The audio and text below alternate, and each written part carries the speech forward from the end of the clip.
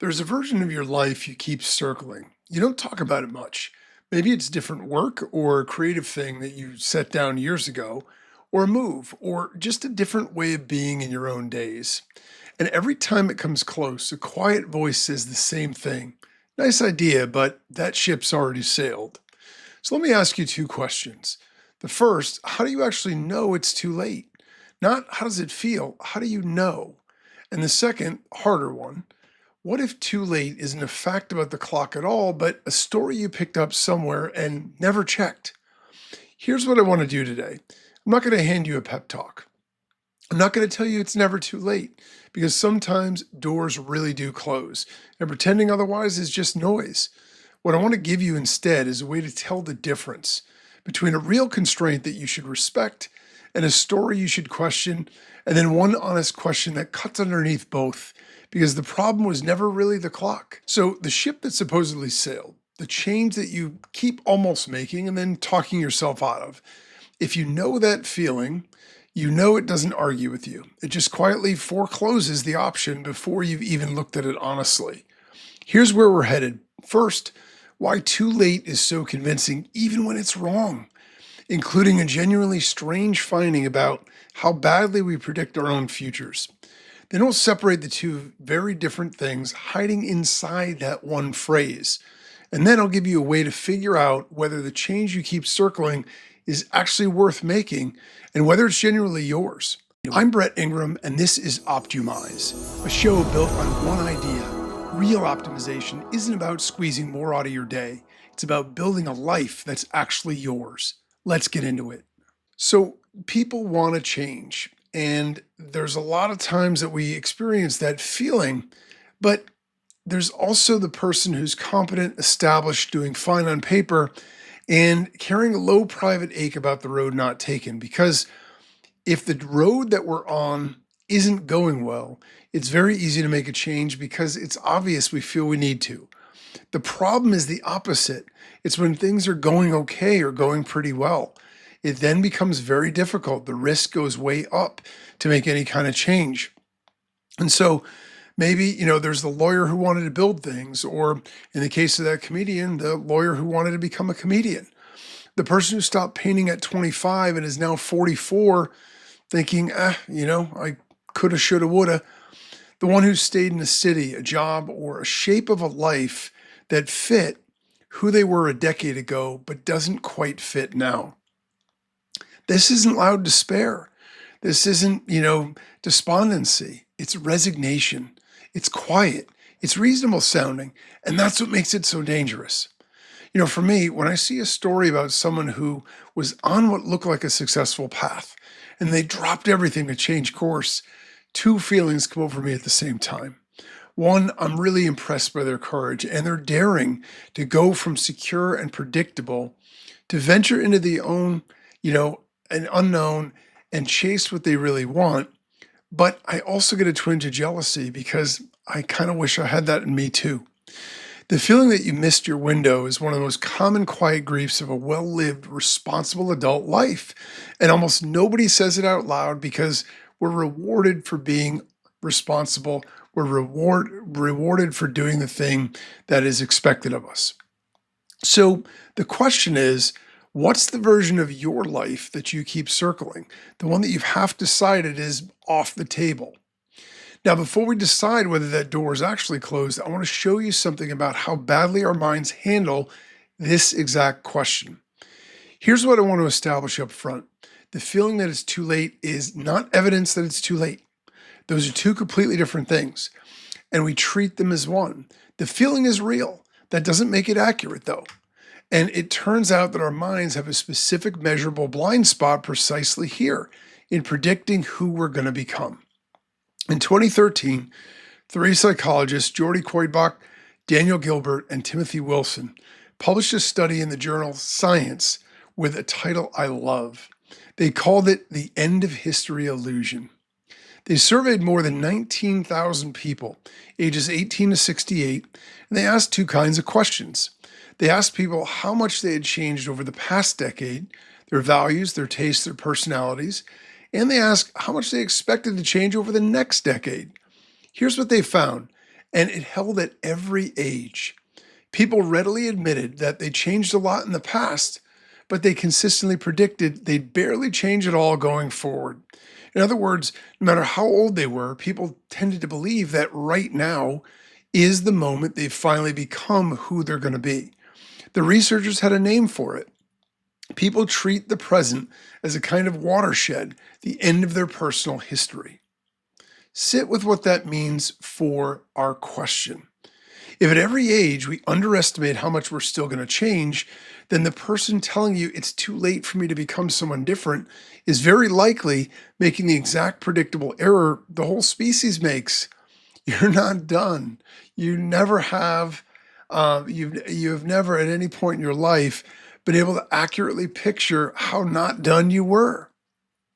So, if we think back 10 years, the things that you were certain about at that time, your taste in music or work or people you've sworn, were permanent in your lives, now notice probably just as finished today as you did then, right? I mean, whatever felt permanent then, if you look back and you realize all the things that have changed, you may be feeling the same way right now, like all the things that I've got in my life are established, and that's likely to be wrong as well.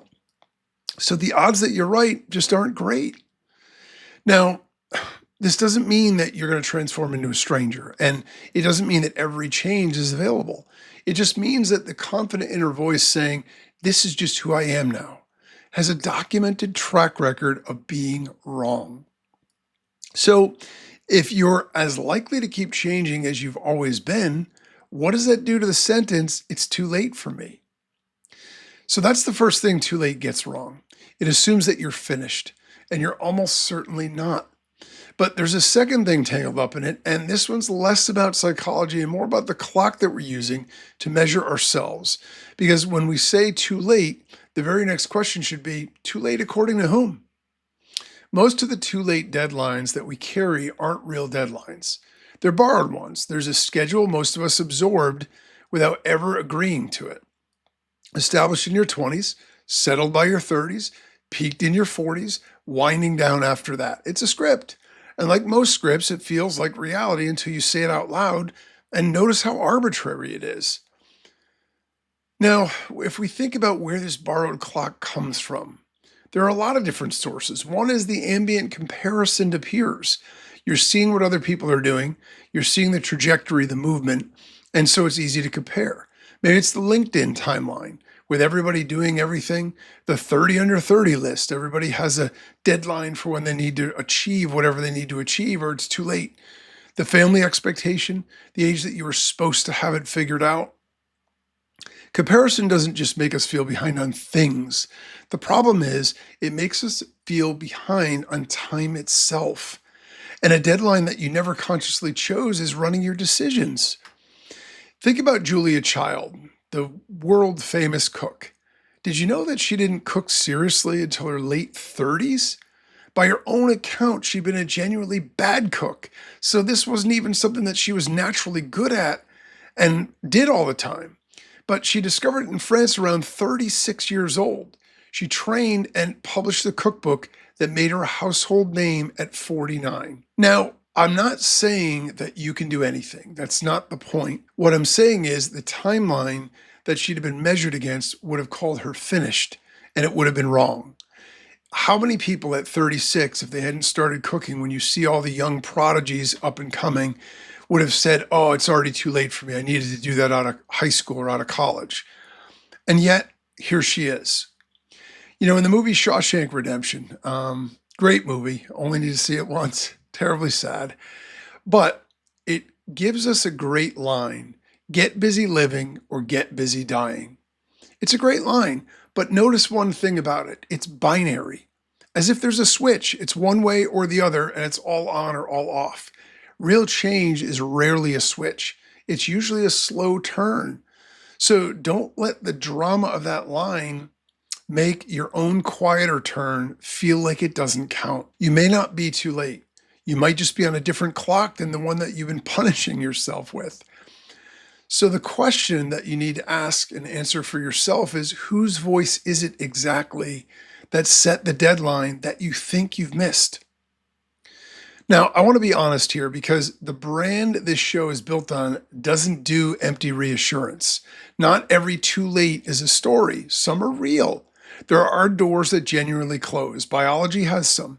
Certain elite age gated paths have some. The point is not that constraints are imaginary. The point is that we almost never actually check. We feel the resignation and we file the case closed without once separating the real limits from the inherited ones. So let's separate them because that's where this gets useful. Here's the move that changes everything. Is it too late? Is not one question. It's two questions wearing the same coat, and they need completely different answers. The first question is about time and constraint. Is this change actually still possible, physically, practically, and honestly? That one deserves a clear eyed, factual answer and not a feeling. The second question is the one that almost nobody asks, and it's the one that actually matters. Is this change mine? Am I moving towards something that genuinely fits who I'm becoming, or am I just trying to escape something that hurts right now? Because those two motivations feel identical in the moment, but both of them say, I need my life to be different, but they lead to completely different places. So if we think about quitting a job, right, there are a couple of ways that we could do this. You know, if we quit a job because we're motivated to build that thing we can't stop thinking about and we're obsessed with it, or maybe we have a really rotten Monday, so it feels unbearable, so we quit and we want to stop that feeling that we're having. The move can look identical from the outside. Hey, you quit your job, good for you, right? Or why'd you do that? But inside, one of those is a compass moving us toward what we want to do, and the other is a fire alarm. Now, I want to be fair to the fire alarm. Running from something isn't shameful, but it is information. But a change that's built only on escape tends to rebuild the same problem in a new location because the thing you didn't like was partly inside the situation and partly inside you. And that's what makes this so challenging because real change isn't about becoming someone else. It's about closing the gap between how your life looks and how it actually fits. So, the change that you keep circling, if you're honest, are you walking towards something or are you backing away from something? That question is the whole ball game. So, let me give you a way to actually answer it. I want to give you something that you can actually use, not a 5 step reinvention plan, but a set of honest questions. I call it the ownership test because its job is to tell you whether a change you're circling is genuinely yours to make. 3 questions. Take the specific change that you've been thinking about while we've been talking and run it through all three of these. Question one, the constraint question. If I strip out the fear and the story, what is actually factually in the way? Not it feels impossible. What specifically is the obstacle? Is it money? Is it time? Is it skill? Is an obligation to someone real? And is it a genuine wall or just a wall I've never once tried to walk up to and touch? Most too late walls have never actually been inspected. Inspect it. Question two, the ownership question. Am I moving towards something or away from something? Finish this sentence honestly. I want this change because blank. If the answer is mostly about what you're escaping, that's worth knowing before you leap because the escape will follow you. If there's something real that you're moving toward, even something small and specific, that's a very different kind of change and a far more durable one. Question three, the cost of not question. We're really, really good at counting the cost of change, the risk, the money, the awkwardness of being a beginner again. We almost never count the cost of not changing. So count it. Play the tape forward if you don't touch this at all. Not a dramatic overhaul, just an honest first step. Where does that quietly leave you in 5 years? Sometimes the risk of staying is bigger than the risk of moving. We just never do the math on standing still. So, this is not designed to push you toward change, and that's an important distinction. It's designed to make the choice yours instead of the fears. And that is really the key. Because sometimes the honest answer is not now, and here's the real reason. And it's totally legitimate. It's a clean answer, it's not a cop out. But the crucial reframe about the scale is that change almost never means blowing up your life. That's usually an exaggeration. The most durable change is usually the smallest honest step that you can actually take this month. A class, a conversation, one experiment. You don't have to bet the house to find out if a door is really closed. So, what's the smallest version of this change that you could test in the next 30 days? Small enough that too late becomes a fact that you check instead of a story that you obey. One more thing before we land, because I don't want to leave you with a false promise. Passing the ownership test doesn't guarantee it works out. Some changes you make with your whole honest heart still don't land the way you hoped. But here's what the research on how we look back actually suggests again and again. People tend to make peace with the things that they tried and that didn't work. What tends to sit heaviest years later is the door they never walked up to at all, the version they foreclosed without ever checking. The regret of the untried is a specific durable kind of regret, and it's the one you actually have some power over right now. So I know what you're thinking, and I know those things that are coming up in your head for all the reasons that you can't do this. This is easy for someone without my real responsibilities. That's fair. Absolutely fair.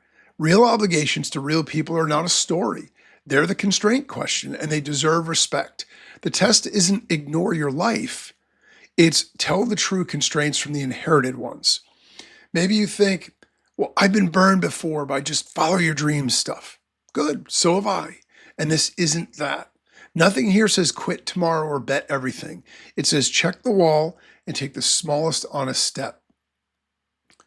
Another thought might be the fear of what if I try and I'm just not good? Look, being a beginner again in your 40s or 50s is genuinely uncomfortable, and it's also the price of admission for staying alive to your own life. Julia Child was a bad cook before she was a great one. Everyone starts on the wrong side of competent. So, respecting your real constraints and questioning your inherited ones are not opposites. Doing both at once is exactly the point. So, let's come back to where we started. We started with a version of your life you keep circling and a quiet voice that says the ship already sailed. Here's what I hope you take with you. That voice is not lying to be cruel. It's trying to protect you from the discomfort of trying. But it's working from bad information. It assumes that you're finished and you're not. We're wrong about that at every age. And it's reading off a clock that you never actually agreed to. So don't argue with the feeling. Just don't confuse it with a fact. The real question was never, is it too late? The real question is this change mine? And have I actually checked the wall or only imagined it? Here's the one thing to carry out of this episode. This week, take the change you keep circling and do exactly one honest thing with it. Not the leap, just the inspection. Walk up and touch the wall you've been describing from across the room. You might find it's real and you'll know something true. Or you might find it was never a wall at all. Either way, you stop living at the mercy of a story you never once examined. And that, not some dramatic reinvention, is what it actually looks like to become more fully yourself. If this episode sparks something for you, subscribe for more, share it with a friend, and leave a rating and review so it helps us reach more optimizers like you. Until next time, remember, optimize your life, not just your output.